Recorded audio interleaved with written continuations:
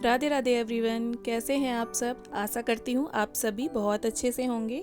तो आज की इस वीडियो में मैं आप सभी के साथ शेयर करूँगी निर्जला एकादशी की पूजा विधि। निर्जला एकादशी साल की सबसे बड़ी एकादशी मानी जाती है।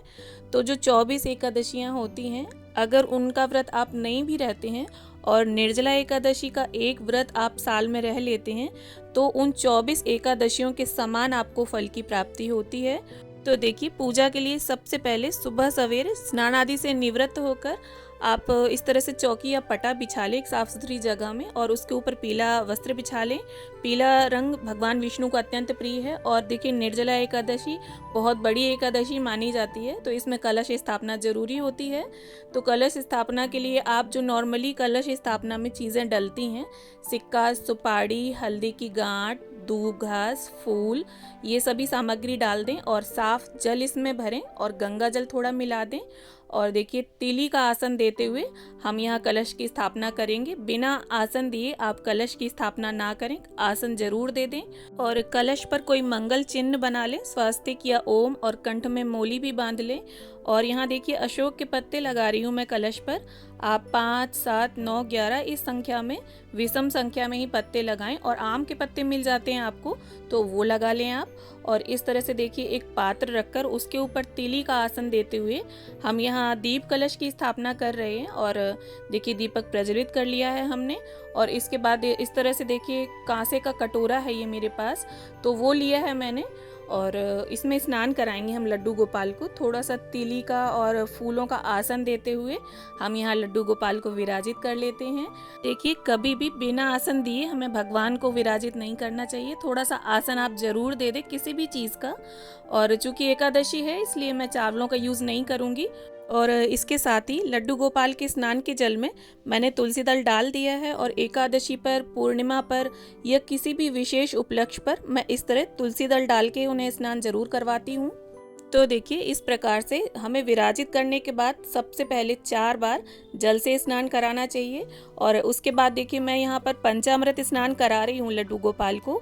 आप चाहें तो इत्र पानी में घोलकर, या गुलाब जल से, या गंधोदक स्नान मतलब चंदन को पानी में घोलकर भी आप स्नान करा सकते हैं।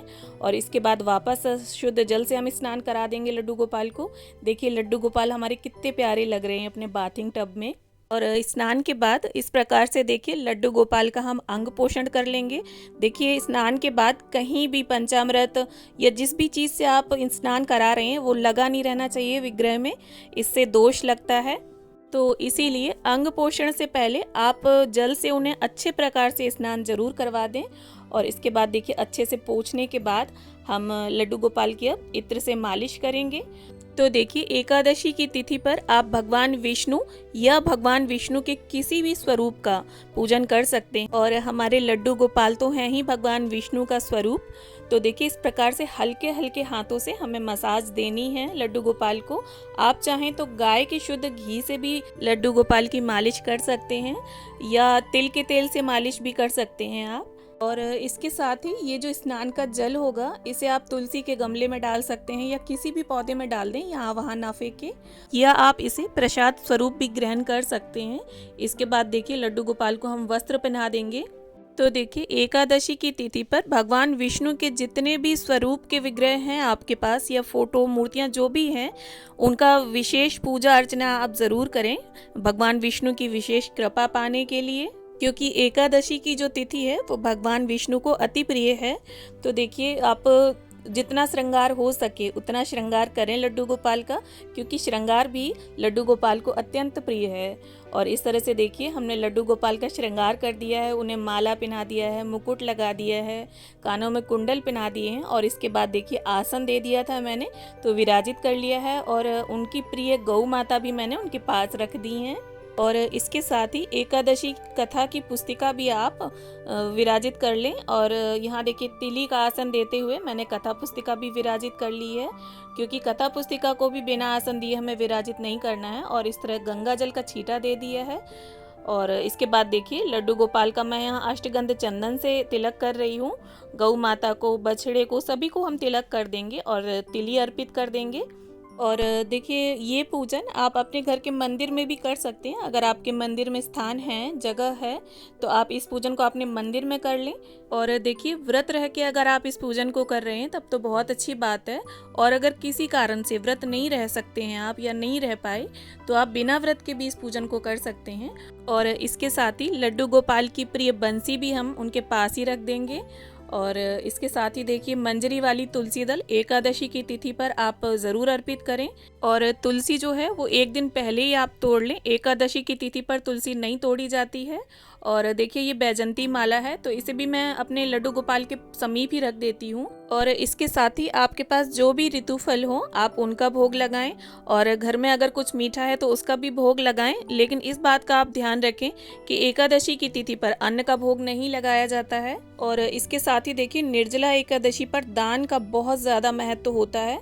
तो इस तरह से एक मिट्टी का कलश आप दान ज़रूर करें। अब ये आपकी इच्छा है, आप कितना बड़ा कलश दान करना चाहते हैं, छोटा बड़ा जैसा भी कलश आप दान करना चाहें। और ये जो कलश है इसमें आपको जल भर लेना है। और आप चाहें तो रूह अफ़ज़ा डाल सकते हैं या नींबू डाल सकते हैं, मतलब शरबत जो है इस कलश में भर के आपको दान करना है। या आप शरबत भर के नहीं दान करना चाहते तो जल भर दें इसमें खाली, और अलग से चीनी, रूह अफ़ज़ा, नींबू, जो शरबत की सामग्री है वो आप अलग से दान कर सकते हैं। और कोई ऋतु फल आप ज़रूर रख लें कलश के ऊपर, जो भी मौसम में फल आ रहे हो। इस समय देखिए आम, खरबूजा, तरबूज यही आ रहा है फल, तो आप इस प्रकार से देखिए फल रख लें। और पूजा में भी इस कलश को ज़रूर रखें। और ये सभी जो दान है तो ज़रूरी नहीं है आप व्रत रहकर ये सभी चीज़ें दान करें, बिना व्रत रहे भी आप ये सब दान कर सकते हैं। और देखिए पंखे के दान का भी बहुत ज़्यादा महत्व है, तो आप पंखे का भी दान कर सकते हैं। देखिए इस प्रकार से फिर जल का भी हम प्रसाद रख देंगे। और इसके साथ ही देखिए तुलसी दल जो है वो भगवान विष्णु के किसी भी स्वरूप के भोग में अति आवश्यक होता है, तो इसे डालना आप भोग में ना भूलें। क्योंकि अगर तुलसी दल भोग में नहीं होगा तो भगवान भोग नहीं स्वीकार करेंगे और ना ही उसको ग्रहण करेंगे।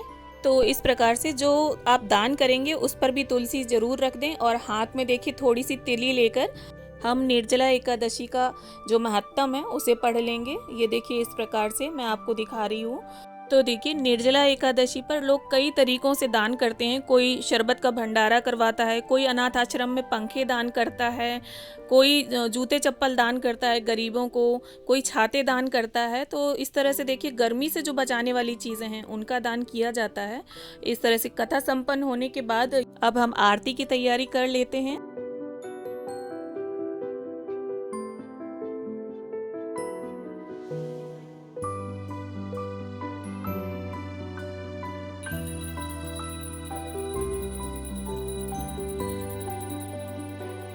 तो देखिए इस प्रकार से आरती संपन्न होने के बाद जो हमने चौकी लगाई है उसका हम गंगा जल और फूल की सहायता से इस प्रकार 3 बार जल की फेरी देते हुए आचमन कर लेंगे। और इससे दीपक का शीतलीकरण भी हो जाता है। और इसके बाद देखिए पूजा में अगर हमसे कोई कमी रह गई हो तो उसके लिए क्षमा याचना कर लेंगे। और आप अपने यथा सामर्थ्य अंत में दक्षिणा जरूर निकाल दें, जितना आपका सामर्थ्य हो।